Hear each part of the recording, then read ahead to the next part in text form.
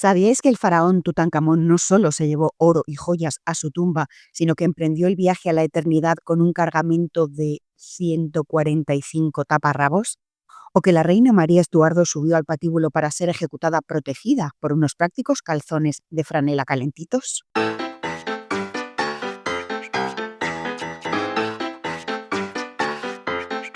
Desde los taparrabos de piel de cabra de la Edad de Hielo hasta los polémicos corsés que esculpieron y a veces aplastaron el cuerpo femenino, hoy levantamos las faldas de la historia. Bienvenidos a Beautycast Podcast, un podcast de historia de la moda y la belleza. Yo soy Abigail Campos y hoy os invito a un viaje por la evolución de la ropa interior.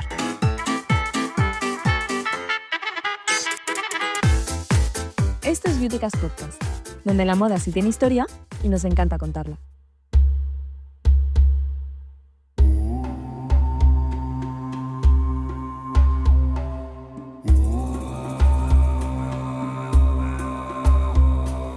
Estamos en el Paleolítico y aquí surge la forma más antigua de ropa interior, el taparrabos. Lo llevan hombres y mujeres y está hecho con el diseño que todos tenemos en la cabeza, tiras de tela que se meten entre las piernas y se sujetan a la cintura. Los materiales que se usan para hacer los taparrabos son cuero, fibras vegetales o lino, y como esos son materiales perecederos, impide que hayan quedado vestigios en los yacimientos paleolíticos. ¿Por qué sabemos entonces que llevan taparrabos? Pues la verdad no lo podemos saber al 100%. Es cierto que algunas muestras de pintura del Paleolítico y Mesolítico muestran figuras humanas con trazos que sugieren taparrabos, pero su interpretación está en discusión por los historiadores. Algo más adelante, en el Neolítico, que es la última etapa de la Edad de Piedra, se desarrollan la agricultura y las sociedades sedentarias y ya sí hay más pruebas de textiles y vestimenta. En el 3300 a.C. sí visten taparrabos y de esto sí hay pruebas. En 1991 se encuentran los restos del llamado hombre de hielo de Ochi. Ochi es una región de los Alpes de Ochal que está en la frontera entre Italia y Austria. Pues bien, este hombre de Ochi lleva un taparrabos de piel de cabra. Quizá os estéis preguntando por qué motivo nuestros antepasados se cubren los genitales. Hay varias motivaciones, pero algunas están en discusión. Se ponen taparrabos para protegerse del frío, de la abrasión al caminar, del roce con ramas o de picaduras de insectos. Esto tiene bastante sentido. También para proteger los órganos genitales durante las actividades físicas como la caza y evitar incomodidades o accidentes. Pero todo esto que os estoy contando se ha documentado en estudios etnográficos de pueblos indígenas contemporáneos. Aunque podamos imaginar si en realidad también fue así en la antigüedad, no se puede afirmar con total certeza. La tercera y más discutida de las razones que se barajan es la de que los genitales se cubren por motivos como el pudor, las normas sociales, por decoración sexual o por distinción de género o edad. Esto es para algunos una especulación antropológica, pero también hay estudios científicos que lo defienden.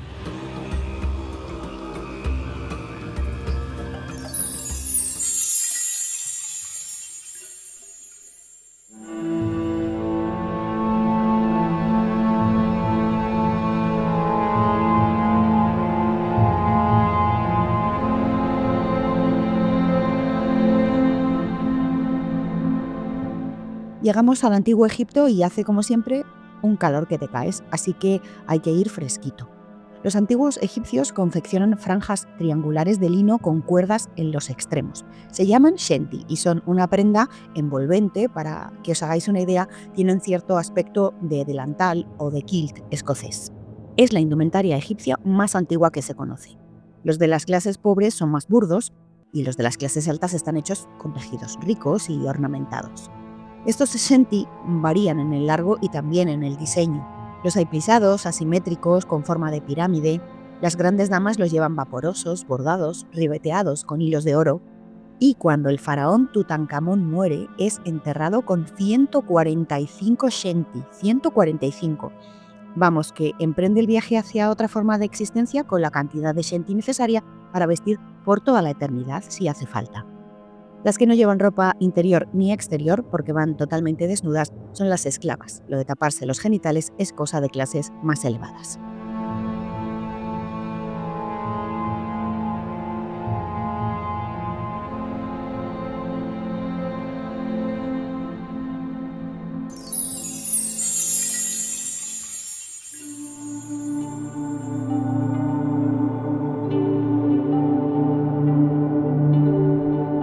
Llegamos a la isla de Creta, la primera gran civilización europea desarrollada durante la Edad del Bronce. Esto es aproximadamente entre el 3000 y el 1100 a.C. Esto es muy bonito, pero chico, qué calorcito, aquí también.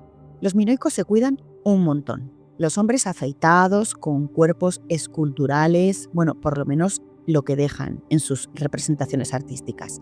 Ellos bronceados, ellas con pieles muy blancas. Los hombres llevan una simple tela para cubrir los genitales, posiblemente está hecha de lana y se sujeta con un cinturón y por detrás con un simple cordel. Me atrevo a decir que esto es un tanga minoico, oiga. El cinturón va decorado y viene muy bien para llevar la daga encima en clave práctica. En la cúspide de la civilización minoica, los hombres se vienen arriba y llevan un taparrabos con una bolsa genital de volumen, digamos, generoso. Aunque algunos historiadores sostienen que esta especie de prótesis, si se puede llamar así, está hecha para proteger los genitales durante el deporte o la lucha, lo cierto es que hay muchas representaciones de hombres en la vida cotidiana con esto puesto, lo que sugiere que igual el objetivo es más frívolo y con orientación sexual. Más adelante, en el tiempo, los hombres volverán a usar estas prótesis para, permitidme la expresión, marcar paquete. Esto ya os adelanto que lo contaré en breve en uno de los episodios cortos, los mini Beautycast.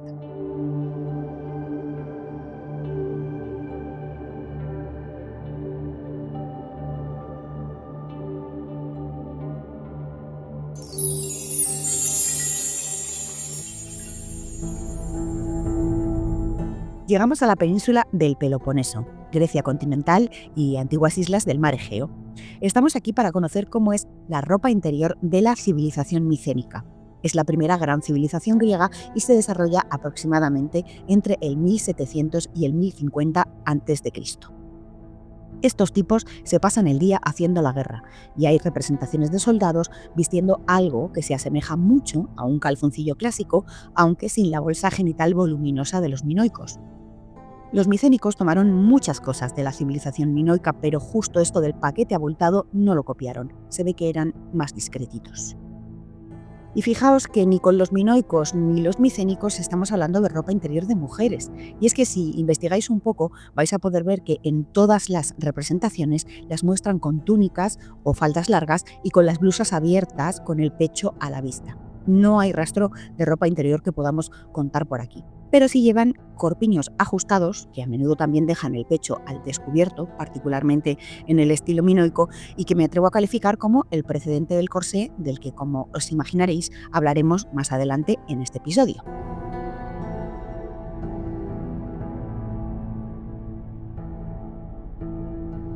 Estás escuchando Beautycast Podcast.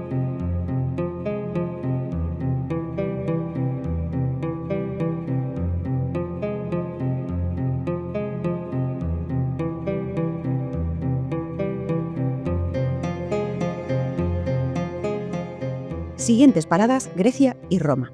En Grecia, debajo de las túnicas, las mujeres por lo general no usan ropa interior. Si por el volumen el pecho les molesta al andar, se vendan con unas bandas llamadas apoderma y que son así el antecedente del sujetador. En la Roma imperial, la cosa de la ropa interior empieza a diversificarse y también es en este momento cuando comienza a adquirir connotaciones eróticas. Debajo de las túnicas, las romanas llevan el strophium, una banda de tela que sujeta el pecho por la base y en ocasiones lo realza. Esto me hace pensar en un sujetador push-up que llegaría mucho tiempo después. Las mujeres también llevan el cestus. Esto es una especie de corpiño que cubre desde el talle hasta el abdomen y que controla las caderas como si fuera una faja. Es verdad que no es exactamente ropa interior, tiene funciones decorativas, pero también simbólicas o rituales relacionadas con la sexualidad o la fecundidad. Y sí, a partir de este momento, las cortesanas usan prendas interiores muy decoradas que despiertan el erotismo y van ganando en adornos y sofisticación según pasa el tiempo. Los hombres romanos se cubren los genitales con el subligar o subligaculum.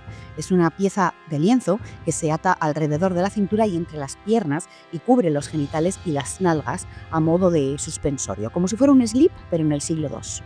De hecho, aunque el término moderno bragas alude a una prenda femenina, este puede ser su origen según algunos historiadores.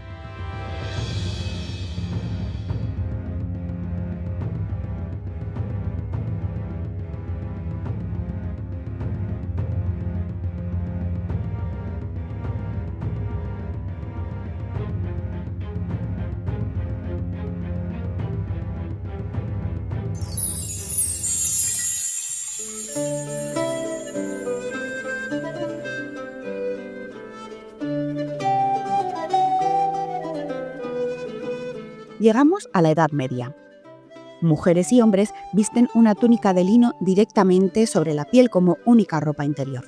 Con el tiempo, esas camisas interiores comienzan a adornarse con bordados, ribetes en cuellos y puños, y son prendas que se cuidan mucho porque tienen que durar y se lavan y se tienen en estima porque son las que se colocan directamente sobre el cuerpo. Es a partir de los siglos XIII y XIV cuando entre las clases acomodadas aparece el dimorfismo en la vestimenta. Los hombres llevan unos calzones amplios que se atan en la cintura, como contamos en el capítulo 3 de la primera temporada, que os invito a escuchar si no lo habéis hecho. Las túnicas interiores masculinas a veces tienen un orificio o abertura en la entrepierna que coincide con la abertura de los calzones para poder hacer pis, si me permitís la expresión, con más facilidad. Empiezan también a llevar calzas o medias calzas. Estas son unos calcetines de lana o de tela que cubren las piernas hasta la rodilla o por encima y que se sujetan con cordones a los calzones. Son de colores, aunque lo normal es que el pueblo las lleve en color negro o pardo, supongo que porque son más sufridas. En el siglo II se alargan y llegan hasta arriba del muslo y se sujetan con un braguero. Por lo que respecta a las mujeres, no hay de momento nada parecido a las bragas. Lo que sí surge en este momento es otra prenda precursora del corsé. En sus inicios es una especie de corpiño de lino o algodón que digamos que ajusta pero no aprieta. En este momento, en vez de realzar el busto, lo aplana. Esto iría cambiando con el tiempo y las modas, como vamos a ver más adelante. En el siglo XV hay que hablar también de un elemento que se llama verdugado y que aparece en España. Se trata de una estructura de aros o varillas de junco, de caña o de metal que se cosen por dentro de la falda para conseguir ahuecarla y darle volumen. El resultado es que la falda toma una forma cónica. Su origen, como digo, está documentado en la península ibérica y es desde allí que se difunde a otras cortes europeas, especialmente a Italia y Austria. A Francia llega menos porque allí se estila una silueta llamada de tambor en vez de forma cónica. Otro elemento de ropa interior que nace en el siglo XIV son las enaguas. Debajo de las faldas exteriores, las mujeres llevan más faldas para protegerse del frío o para dar volumen a la vestimenta, con rellenos o estructuras como este verdugado que acabamos de hablar.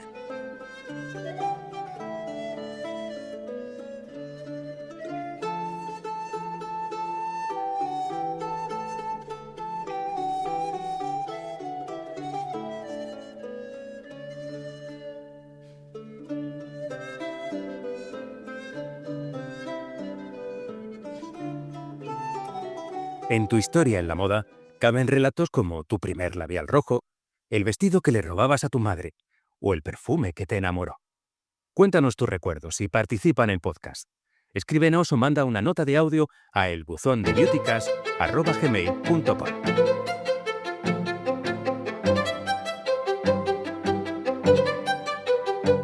Estamos en el siglo XVI y España marca la moda en Europa. Sí, señores, antes que Inditex ya tuvimos a los Austrias, como dice la historiadora y periodista Ana Velasco Molpeceres. En España nacen las principales novedades en cuanto a la indumentaria. El verdugado va evolucionando, se extiende por las cortes europeas como símbolo de la nobleza que, para distinguirse de las burguesas, que también los llevan, cada vez los utilizan más y más grandes. En los derivados futuros del verdugado, a lo largo de la historia, el guardainfante, el panier, el miriñaque, la crinolina, esta es una estructura que se mantiene bajo las faldas y sigue en uso hasta el siglo XIX. En las cortes europeas de Francia, Inglaterra, Austria e Italia se lleva la moda española, aunque en España el tono es en general más sobrio que en esos países. No solo se trata del color negro y el verdugado, también de otros elementos como la capa o las gorgueras, que son estas piezas de tela plisada y almidonada en forma de collar que rodean el cuello y se usan como adorno en la vestimenta europea en los siglos XVI y XVII y que, como os digo, también nacen en España. Pero volvamos a la ropa interior. El Renacimiento es el momento en el que las mujeres empiezan a llevar calzones. Os recuerdo que hasta el momento aquello es cosa de hombres, derivados de aquellas calzas medievales que hemos hablado antes, y no está bien visto que las mujeres se pongan cosas que son de los hombres. La culpa de que la población femenina los empiece a usar se atribuye a Catalina de Medici. Esta mujer se casa con Enrique II, el rey de Francia, y llega a la corte francesa. Para los cánones de la época, Catalina no es guapa, pero se convierte en una auténtica influencer en la época en lo relativo al refinamiento y a la sofisticación en el vestir de la corte, incluso en la ropa interior. Según la autora Valerie Steele, en el libro El corsé, una historia cultural, Catalina de Medici impulsa el uso de enaguas armadas de corsés rígidos para afinar la cintura y prendas interiores tipo calzón, aunque no visibles. Si lo pensáis, Catalina de Medici no los crea de la nada, no se levanta una mañana siendo reina y dice «voy a diseñar el antecedente de las bragas».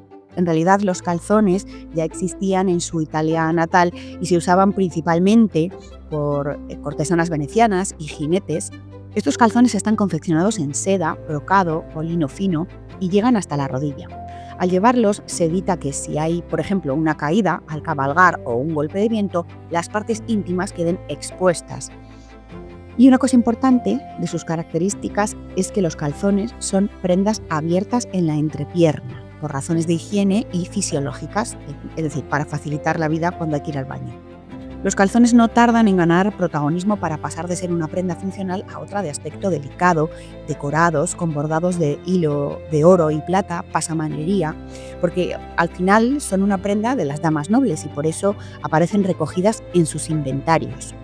Como anécdota se cuenta que María Estuardo, reina de los escoceses, a quien mandó ejecutar su prima Isabel de Inglaterra, el día de su ejecución llevaba puestos calzones de franela. Murió calentita la mujer. Como os digo, Catalina de Medici populariza también el uso del corsé. Algunas fuentes sitúan su origen en Italia y otras lo hacen en Francia, pero bueno, supuestamente fue Catalina de Medici, la esposa de Enrique II de Francia, quien introduce un modelo de corsé más largo, rígido y duro en la corte francesa tras su matrimonio con el rey, porque al parecer a la reina no le gustan las personas de cintura ancha. Ahí lo dejo. El caso es que en el Renacimiento tardío este corsé rígido es ya un imprescindible entre las damas de la corte. Están hechos con tejidos ricos como el lienzo y el brocado y utilizan varillas para dar rigidez a la prenda. Estas varillas pueden ser juncos o ballenas y os cuento esto de las ballenas. Son barbas de cetáceo real y la queratina que las compone les permite ser firmes pero ligeramente flexibles para estructurar el armazón. Pensemos, por ejemplo, en estructuras como las de los aros de los sujetadores actuales, ¿verdad? Que son rígidas pero son flexibles.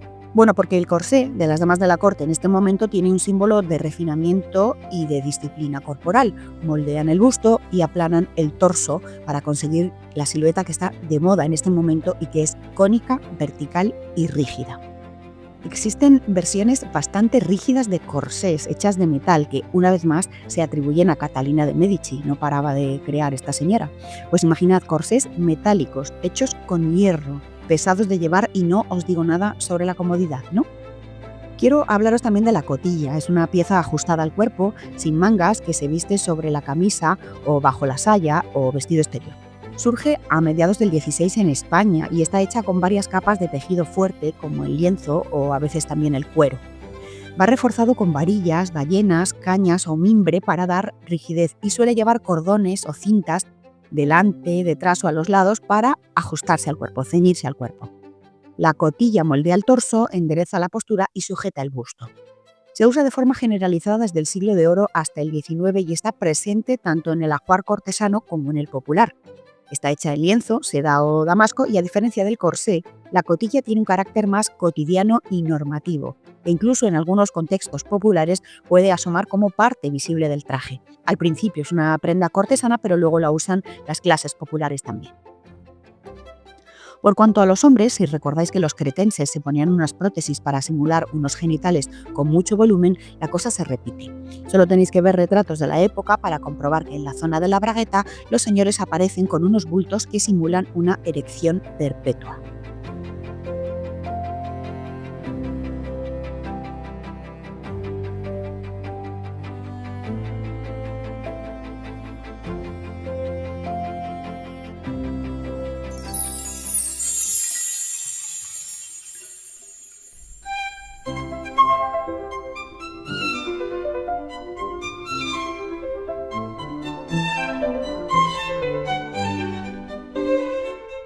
Llegamos al barroco. En España, derivado del verdugado, surge el guardainfante. Esta es una estructura nuevamente para dar volumen a las faldas en los laterales del cuerpo y para que sepáis en un segundo cómo es, pues pensad en las meninas. Se populariza durante el reinado de Felipe IV, en pleno barroco, cuando la corte española es una maquinaria de etiqueta y teatralidad. En este momento el corsé se convierte en un imprescindible de la seducción, no ya solo en las fiestas o en la ópera, sino también en la vida cotidiana. Como las líneas se vuelven más fluidas y suaves, el corsé aplanador da paso a otros que marcan la cintura y se combinan con faldas voluminosas. Para marcar la cintura y elevar el pecho se usa un cordón que sirve para ceñir el corsé por delante o por detrás, o a veces por ambos lados a la vez. Y esto de ajustar el corsé para estrechar la cintura al máximo es lo que tiene consecuencias para la salud física. Reducen la capacidad pulmonar, provocan desmayos, constriñen los órganos, atrofian y debilitan los músculos e incluso ponen en riesgo embarazos. Según las investigaciones de la doctora Rebecca Gibson, ella es bioarqueóloga y antropóloga y aplica métodos científicos modernos para el estudio de la moda histórica, pues según ella, el uso prolongado del corsé deja marcas permanentes en los esqueletos de las mujeres porque curvan sus costillas inferiores de forma antinatural. Por su parte, el médico francés Ludovic O'Followell, pionero en el uso de los rayos X, documenta en su obra Le Corset cómo los pulmones pierden su capacidad de expansión y el hígado sufre deformaciones por la presión constante de esta prenda. Estas imágenes luego se publican en revistas femeninas. En realidad, el Dr. Followell no quiere prohibir el corsé, sino reformarlo. Usa esas imágenes impactantes de rayos X en la prensa especializada para convencer a los fabricantes y a las mujeres de que adopten modelos más flexibles o saludables, pero sigue defendiendo la prenda como necesaria para la elegancia y para el día a día. Como el corsé es una pieza clave en la historia de la moda, merece la pena detenernos un momento para hablar de esta prenda desde un enfoque que me ha sorprendido al investigar para redactar este guión. Veréis, pese a esa fama que tienen, la que ha contado la historia, lo que hemos visto en el cine, de la que acabamos de hablar, de que los corsés son malos para la salud, hay historiadores de la moda que ponen en entredicho si los corsés, o al menos todos los corsés, comprimen tan agresivamente la cintura como creemos popularmente. La investigadora Valerie Steele, autora de un libro titulado El corsé, una historia cultural, sostiene que solo una minoría de mujeres practica ese anudado extremo. Con el tiempo, los corsés se van confeccionando con mejoras como corchetes metálicos, varillas más flexibles y formas modernas que permiten un ajuste más seguro o menos agresivo, por decirlo de alguna manera. También la historiadora de la moda Serena Dyer lo pone en duda y lo explica de un modo muy sencillo. Según ella, decir que todos los corsés son malos es como decir que todos los zapatos son malos. Hoy habrá quien lleve zapatos de tacón de aguja de 12 centímetros durante 12 horas al día, a unas sabiendas de los daños que se pueden provocar en sus pies, pero no es desde luego una opción para todas las mujeres.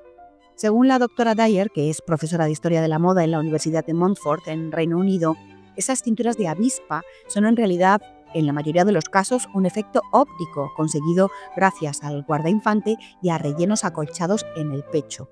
Aunque el corsé puede reducir el contorno, en realidad se trata de un inteligente juego de volúmenes que, con un pecho y unas caderas grandes, hace parecer que la cintura es muy estrecha, pero es pura ilusión.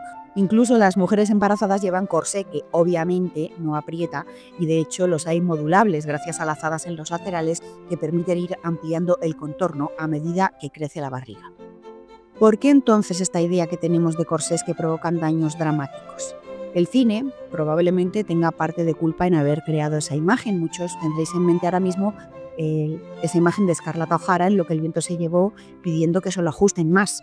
Por cierto, que ese corsé, vamos a hacer un paréntesis aquí, ese corsé de la famosa película fue una ligera licencia de vestuario. Fijaos que en la peli el corsé acaba justo debajo del pecho para realzarlo, cuando en el siglo XIX, que es el momento en el que se desarrolla la trama de la peli, los corsés reales cubrían el pecho de las mujeres. Para refrescaros la memoria, o si no habéis visto Lo que el viento se llevó, lo que por otra parte os invito a hacer, os dejo una imagen de un fotograma de este momento en el perfil de Instagram. Pues bien, además del cine, la historiadora Serena Dyer culpa en realidad a los doctores de la época victoriana, que veremos en el episodio siguiente, de la mala fama de los corsés, porque sostiene que para ellos es más fácil culpar a la ropa de las mujeres, en este caso al corsé, de dolencias que no saben diagnosticar en lugar de investigar y comprender mejor el cuerpo femenino. Algunos tratados médicos victorianos incluyen dibujos de costillas deformadas que en ese momento, como hemos contado antes, son reproducidas en revistas y manuales de salud femenina. Sin embargo, siempre según la doctora Dyer, muchos de estos médicos no tienen en realidad acceso a estudios sistemáticos y sus afirmaciones se basan en la observación clínica parcial o en presupuestos morales, por ejemplo, que el corsé es símbolo de vanidad o de debilidad femenina. Además, a finales del XIX, el movimiento feminista usa el corsé como símbolo de opresión patriarcal sobre el cuerpo de las mujeres y se convierte en muestra de la rigidez moral victoriana y la limitación del cuerpo, pero exactamente igual que sucedería un siglo después con el sujetador. Por cierto, para zanjar este tema, la doctora Serena Dyer tiene un perfil muy interesante en Instagram que se llama @dressing.history. Os lo recomiendo. Sus publicaciones están en inglés y algunas en español, que ella habla bastante bien. Hecha esta parada en el corsé para contaros este debate que existe, volvemos un momento al barroco para terminar de contar que, junto al corsé, los calzones se usan bastante poco. Debajo de la ropa la mayoría de las mujeres no lleva nada, y lo sabemos porque hay crónicas de cómo las señoras se quedan con el culo al aire si se caen del caballo, y esto al parecer le hace muchísima gracia a Luis XIV.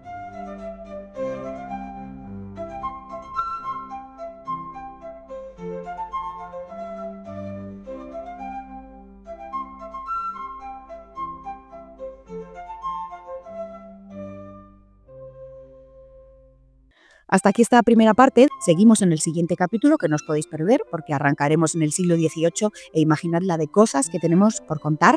Vamos a seguir hablando del corsé, por supuesto, pero también de los primeros tangas o del sujetador Wonderbra, que igual los más jóvenes no lo conoceréis, pero los que vivieron los 90 del siglo XX lo recordarán perfectamente.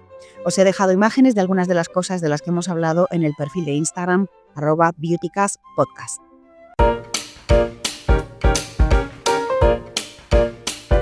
Vamos ahora con uno de mis momentos favoritos del programa, Tu historia en la moda, la sección en la que se abren las puertas del podcast a las historias de los oyentes. Hoy escuchamos a Gonzalo y su historia sobre el aftershave. Tu historia en la moda. Hola, mi nombre es Gonzalo y bueno, aquí va mi anécdota. Yo, desde hace un tiempo me echo aftershave en la cara todas las noches porque, me da la sensación que me hidrata muchísimo y la verdad que me gusta bastante cómo me deja la piel. Sé que esto es un poco raro, pero bueno, después de hacerlo un tiempo se lo comenté a mi madre. De lo contento que estaba, que oye, mira, que era algo curioso, con un poquito de vergüenza también se lo decía. Y bueno, pues pasan los días y un poco el tiempo y me di cuenta que el bote de aftershave pues se iba acabando y yo no lo usaba tanto tampoco porque tampoco utilizaba mucha cantidad, hasta que una noche descubro a mi madre echándose aftershave en la cara antes de dormir. Ahí va mi anécdota. Me estaba riendo escuchando a Gonzalo, recordando una anécdota personal muy similar que un día os contaré por no extendernos más hoy. Muchas gracias, querido Gonzalo, por contarnos su historia. Si vosotros os animáis y también tenéis una que os apetece compartir, podéis hacerlo escribiéndonos o enviando una nota de audio a el buzón de beautycast@gmail.com.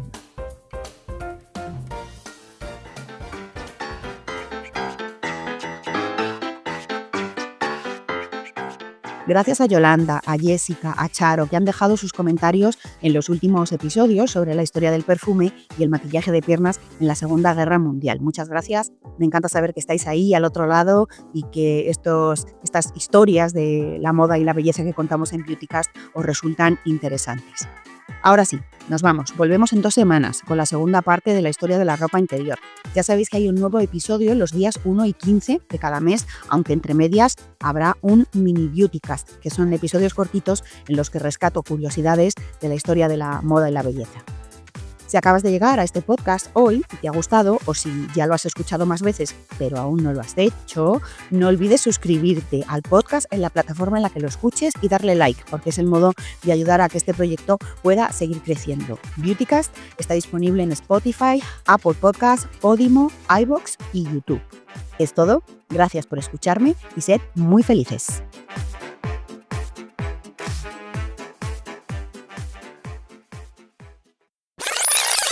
Me atrevo a decir que esto es un taiga. Llegamos a la península del Polo. Del Polo, no. Estamos aquí para conocer cómo es la ropa interior de la... La esposa de segundo... La esposa de segundo, no. Y de disciplina con tu cuerpo. Bueno... Porque el corsé de las damas... Bueno, venga, a ver si ya hay manera. Son malos. Hoy habrá quien lleve zapatos con tajón. ¿Con tajón? Bueno, ¿cómo estamos hoy? Hace parecer que esto es un lío que no veas.